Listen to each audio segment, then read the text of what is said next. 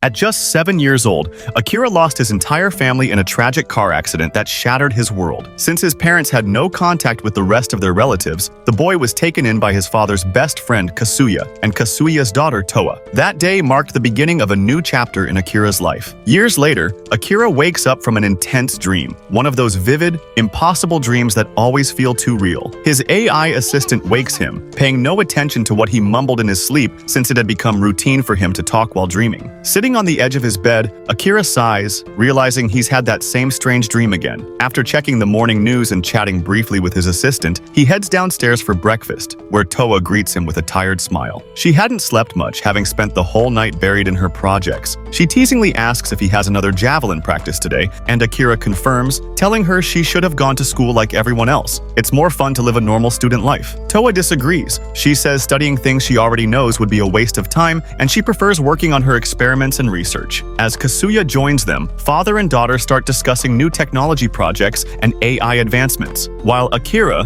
finishes his breakfast and excuses himself since he's already late. Once he leaves, Kasuya tells Toa they should do something special soon. After all, it's been 10 years since Akira first became part of their family. Outside, Akira notices paparazzi lurking nearby again, but he's not surprised. Toa is world famous, known everywhere as the human singularity. At only 18, she already holds multiple doctorates and patents and runs one of the world's leading artificial intelligence companies. Most of the technologies people use every day exist because of her. Akira knows that if he ever wants to be someone worthy of her, he has to grow beyond being the boy they took in and become a man who can stand beside her. Yet deep down, he also knows Kasuya and Toa are his true family, the only people who gave him a home. Later, during his javelin training, Akira feels disappointed as he again ranks behind his teammate. Meanwhile, Toa ends a meeting with one of her company partners but can't focus on work. She's thinking about Akira's upcoming anniversary in their family. Her father plans to buy something nostalgic from 10 years ago, but Toa wants to give Akira something more personal. Looking through old photos, she blushes, realizing how much Akira has grown and matured. Embarrassed by her thoughts, she even dismisses her assistant so she won't overhear her talking about him. Sometime later, Akira returns home, greeted by Toa's warm smile as she asks how his day went. "Same as usual," he says, and she tells him dinner is ready. His mood instantly lifts. He loves her cooking. She offers to make whatever he wants tomorrow, but he insists it's his turn to cook and that he already has a recipe planned. As they chat, Toa curiously asks if there's anything special he wants, but Akira laughs, saying everything in this house is already interesting enough. Suddenly, their AI system alerts them. Something's gone wrong with Toa's most ambitious project, the creation of humanoid androids with advanced artificial intelligence. Minutes later, the three of them watch breaking news. A priest on live TV announces that the church opposes such creations, claiming they violate the divine law of God who made humans in his own image. Toa clenches her fists in disbelief. How could people rise against a project designed purely to help humanity? Kasuya sighs, telling her that it's probably not about morality. There's likely a hidden agenda behind all this. They need patience to uncover the real reason. That night, Akira can't rest. He searches every article and report he can find about the controversy. But what he discovers only discourages him further. There's an 80% chance the project will be cancelled. The thought of seeing Toa lose hope breaks his heart. Just then, Kasuya enters Akira's room, knowing he's been investigating on his own, and tells him to support Toa as much as he can, because right now, more than anything, what she needs is his strength by her side. Akira stepped outside for a moment, lost in thought, wondering why Kasuya had told him those words. His virtual assistant, always teasing,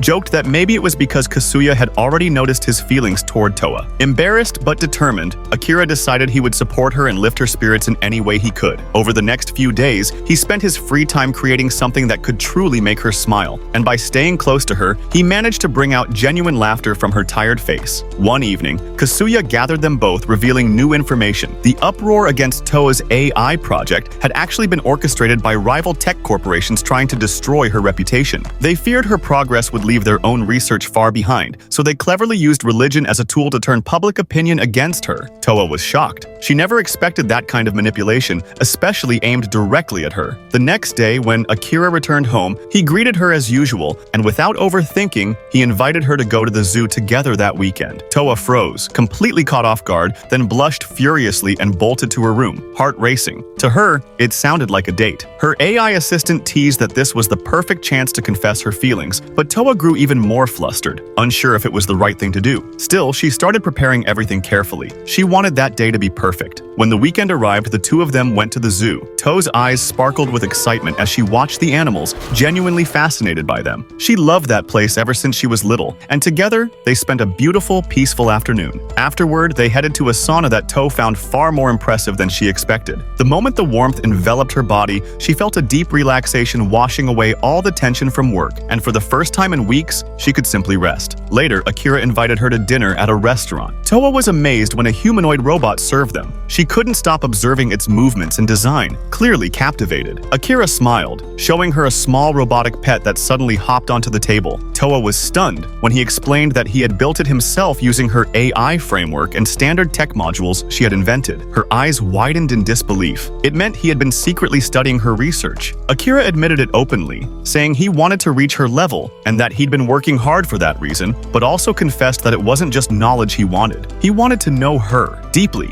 because he didn't want to remain just her brother forever. Toa's breath caught at his words, her mind blank for a second, and she quickly changed the topic, nervously talking about the robotic pet species and mechanics. Akira noticed his heart sinking slightly when he realized she avoided answering his feelings. On the way back home, the air between them was filled with an awkward silence until Toe finally broke it by asking if they could take a walk. As they strolled under the soft night lights, she gently mentioned that tomorrow would mark exactly 10 years since Akira first came to live with them, and that she wanted to celebrate it. Then, with a shy smile, she handed him a gift, something that immediately caught him off guard and left him both surprised and deeply moved. When Akira opened the gift, he found it was a photo album filled with pictures of everything they had lived through together over the years, and the sight moved him deeply. Toa smiled softly and told him that she had also added a small MP3 player inside so he could listen to songs that might bring back old memories. She also said she wanted to finish the conversation they had left incomplete earlier, that she too had cherished all these years with him, and though she kept telling herself they should only act like siblings, she couldn't help but feel something every time they were close, and she had noticed how much he had matured. Hearing this, Akira's heart pounded. He nervously blurted out that he liked her a lot, so much that he even said they should get married someday.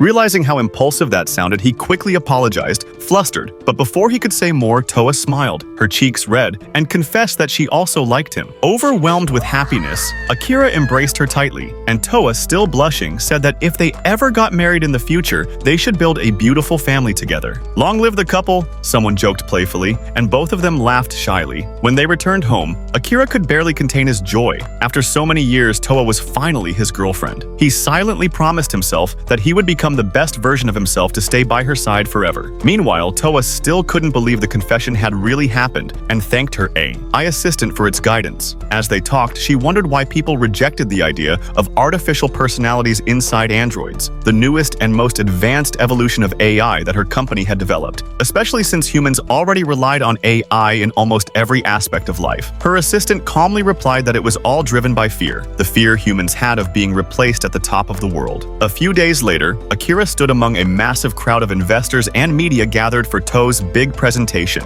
She reassured him not to worry. If they could convince the investors, her company would take a monumental leap in AI development. He wished her good luck with a warm smile as she stepped on stage. The presentation introduced a revolutionary project, a microchip implant in the human brain that would allow instant access to AI tools and systems at any time. She explained its benefits, showing how it could merge human potential with technology. But in the middle of her speech, chaos erupted. A man from the audience suddenly stood up, shouting angrily that she was defying God and bringing doom upon humanity. Before anyone could react, he pulled out a gun and fired toward the stage. Akira rushed forward, shielding Toa with his body. The gunman was quickly subdued, but Toa had already been shot in the abdomen. Akira panicked, holding her trembling hands as she told him to get back. But the attacker, still struggling on the ground, fired again, multiple times, hitting Akira in the chest. He gasped as blood spread across his shirt, whispering an apology to Toa, saying he was sorry he couldn't stay with her longer. Everything went dark. When he opened his eyes again, Akira found himself hanging in mid-air, surrounded by ruins. His wounds were gone, but confusion struck him. Where was Toa? He stepped forward into the open, only to realize the entire city was destroyed, buildings reduced to dust and silence. Before he could process it, a girl's voice echoed through the distance, softly calling his name. Akira thought he must still be dreaming, though his body ached and dizziness clouded his mind. Looking around, he noticed he had fallen from a strange capsule, something that looked medical. Suddenly, he heard voices. A man and a young girl were approaching, speaking in an unfamiliar manner. The man called him Wise One, saying they came after the earthquake that struck the ruins. Akira tried to stand but was too weak and collapsed again.